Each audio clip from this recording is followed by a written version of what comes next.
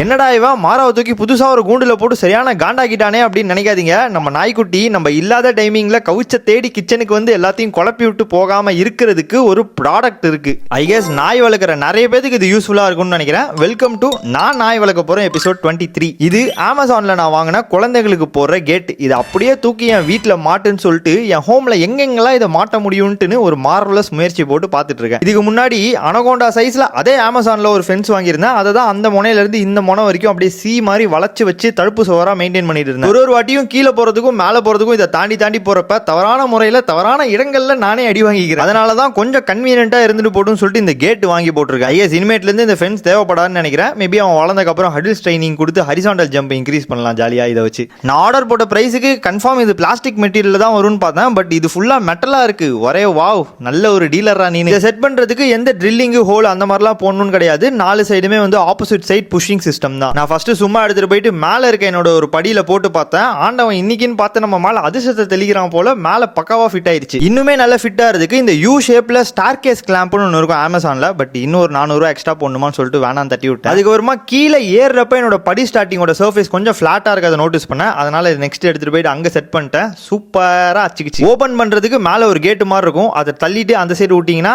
நீங்க மூணும் தேவையில்ல, அதுவே க்ளோஸ் ஆயிரும். ஏதோ மேக்னெட்டிக் சிஸ்டம் வச்சுக்கிறாங்க போல. மாறாவ அந்த ஃபர்ஸ்ட் மாசம் இந்த பால்கனில இருந்தா, 2வது மாசம் பால்கனில இருந்து என்னோட ஹாலுக்கு ப்ரொமோஷன் ஆகி வந்தான். இப்ப 3வது மாசம் பால்கனி ஹாலு ஸ்டார்ஸ்னு எல்லாத்தையும் ஆக்குபை பண்ணிக்கிட்டான். நான் ஏன் இவனை இப்படி இன்ச் பை இன்ச்சா உள்ள விடுறேன்னா, என் வீட்டில் அட்லீஸ்ட் ஒரு 3 to 4 மணி நேரம் ஒரு நாளைக்கு யாரும் இருக்க மாட்டாங்க. இவன் தனியாக தான் இருக்கணும். ஸோ அந்த டைமிங்க இவன் ரொம்ப சேஃப்டியோடு இருக்கணுன்றதுக்காக எல்லாத்தையும் பார்த்து ரெடி பண்ணி அதுக்கப்புறமா கொஞ்சம் கொஞ்சமா அவனை உள்ள விட்டுட்டு இருக்கேன். யூஸ்வலி நான் இப்போ வெளியில போற டைமிங்லாம் மேலே என்னோட ஹாலில் என்னோட பெட்ரூமை மட்டும் மூடிட்டு போவேன். ஸோ அங்கே தான் அவன் தனியாக இருப்பான். பட் இப்போ இந்த ஸ்டார் கேஸ் அளவில் வந்துருக்குதால கீழே வந்து அவன் ஜாலியாக படுத்துக்கலாம். எங்க அம்மா கிச்சன் கிட்ட நடமாடிட்டு இருப்பாங்க. வாட்ச் துணைக்கு அவங்களாவது இருப்பாங்க. ஹே ஹீன்னு இவனும் கத்தலாம், அவங்களும் கத்தலாம் ஜாலியா. அது கூட இல்லாம மெயின் பர்பஸா வீட்டுக்குள்ள யாரு வராங்க போறாங்க அதையும் வாட்ச் பண்ணிட்டே இருக்கலாம். ஸோ இவன் ஒரு வாட்ச் டாகா மாறுறதுக்கு இது வெல்கமிங் பண்ண ஒரு விஷயமா இருக்கும்னு நினைக்கிறேன். மேபி சில பேருக்கு இந்த கேட் யூஸ்ஃபுல்லா இருக்கலாம். அவங்களாம் லிங்க் வேணும்னா என்னோட பயோல நான் ஆட் பண்ணி வச்சிருக்கேன், செக் பண்ணி பாத்துக்கோங்க. இதோட ஹைட் தான் கொஞ்சம் கன்சர்னா இருக்கு. நீங்க என்ன நினைக்கிறீங்க நண்பர்களே?